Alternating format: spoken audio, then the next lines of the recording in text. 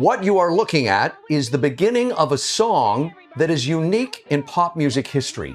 In August of 1969, the comic book characters of Archie jumped off the pages and into #1 on the Billboard charts with this song. Sugar, oh honey, honey, you are my candy girl, and you got me wanting you.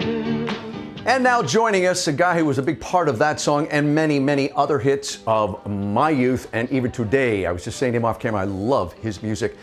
Joining us now, it's music icon Andy Kim. Andy, a great thrill and pleasure for me. Welcome to our city tonight. You know, they call you an icon when you get older. You know that, don't you? You know what? I'm getting older too, but they certainly don't call me that. But it's if that's the worst they call you, that's okay. That's okay. Yeah. Hey, you got 6 decades I got to try to get through, so I'm going to run through this quickly if you don't mind. One of the things that amazed me about your career, and I got to tell people, if they do not know what the Brill Building was, back in the day, this was Music Central along with, say, Detroit with Motown.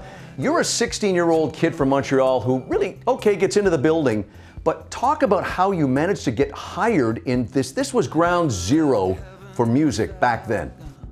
Well, I think the most important thing is that why did I get on a bus from Montreal to New York City in search of Jeff Barry? And the truth is, I grew up in a tenements of Montreal. We really didn't have much. My brothers had a transistor radio and played records.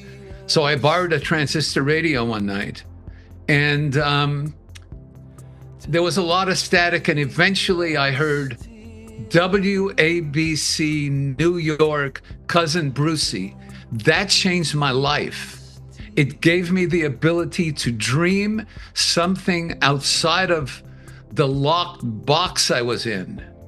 So they also had magazines, and those magazines told you who the songwriters were and told you who the address was. And they called it Tin Pan Alley at one point. Yeah. Brill Building is that. Yeah, and just to give people perspective, as you said, it goes back, but at the time you're getting there, this is where people like Carole King are, Neil Sedaka, Neil Diamond. How did it feel as a young lad from Montreal being in the middle of that kind of creativity? Well, I didn't feel anything other than how lucky I was to be there. I mean, I didn't show up with a resume. I showed up as a dreamer. And that's who I am. I'm basically a dreamer. And so, I think that there's a difference between wishing and dreaming. Wishing never gets you anywhere. But if you really dream about something and it's so important to your life that you escape the tenements of Montreal and get on a bus to go to New York City and don't even know that there's customs, it sounds amazing, but to me, it was a natural thing to do. Yeah, I tell you, the strength, but again, as you said off camera, just the naivete that comes when you're at that age is part of what you obviously had going to New York at that age. You have 2 songs that I want to get right to, that to this day I will never ever grow tired of hearing. One off the bat we just played with Sugar Sugar, but very soon after getting the Brill Building, you have a really, really big hit, which as I said, one of the 2 songs I love, and that was Baby How'd We Ever Get This Way. Talk about how you get from being a young guy in the building to that big hit. Very simple. I wrote about something that I fantasized,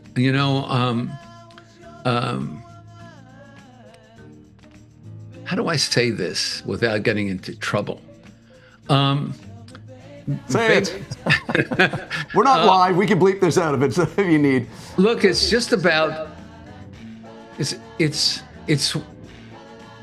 your ability to understand what love is. And I really didn't know what love was like.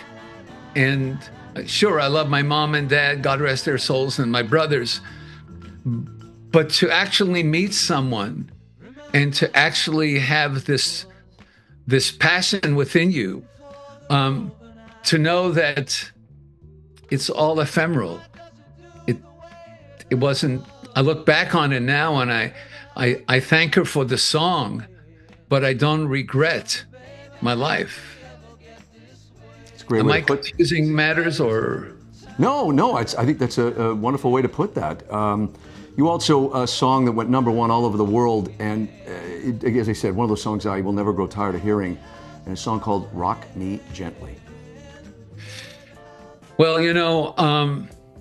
it's an interesting situation with me because in the Brill Building, in Jerry and Mike's and Jeff and Ellie and Phil Spector's visions, you're only as good as your last 2 minutes and 30 seconds, which meant you better have a hit or else you're not here anymore. And I had enough hits that there was a big change going on, and everybody was leaving the Brill Building. Well, not everybody, but a lot of people. Jeff being one of them, moved to LA. And Lieber and Stoller were born in LA. And it was just one of those things. And so for me, at that point, I was, if I can take a line from one of my songs, although I was young, I was on the back porch of my career.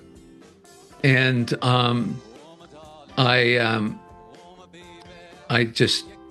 I think the second or third day that I was there, I met someone, and we went to dinner in Malibu,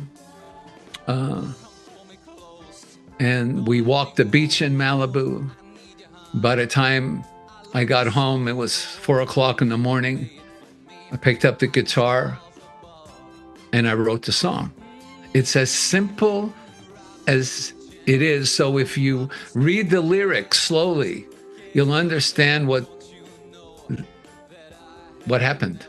I want to mention too, Andy, this is exciting. I will be there. I want to tell our viewers across Vancouver and BC, the Andy Kim Christmas concert, December 13th at River Rock Casino Resort in Richmond. You're going to bring a whole bunch of people together, and the great news is going to be great music for a great cause, proceeds benefiting Variety, the children's charity of BC, which is a great thing. What can people expect that night? So I have Tom Cochrane coming. Nice.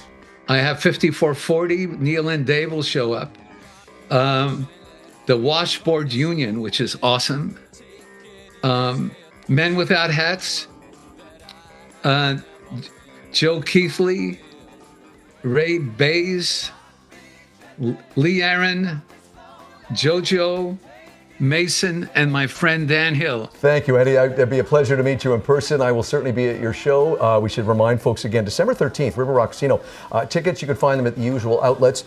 Folks, I got to tell you, Andy, I'm going to wrap up by just mentioning a few things. I don't want to embarrass you, but we got to say, Canadian Music Industry Hall of Fame, Canada's Walk of Fame of Songwriters Hall of Fame, Billboard's Hit Parade Hall of Fame, multiple Juno Award winner, and I know you take great pride in this, Officer of the Order of Canada. Andy Kim, it has been a great thrill for me to have you on this show. Thank you for joining us. I'm honored. Thank you so much.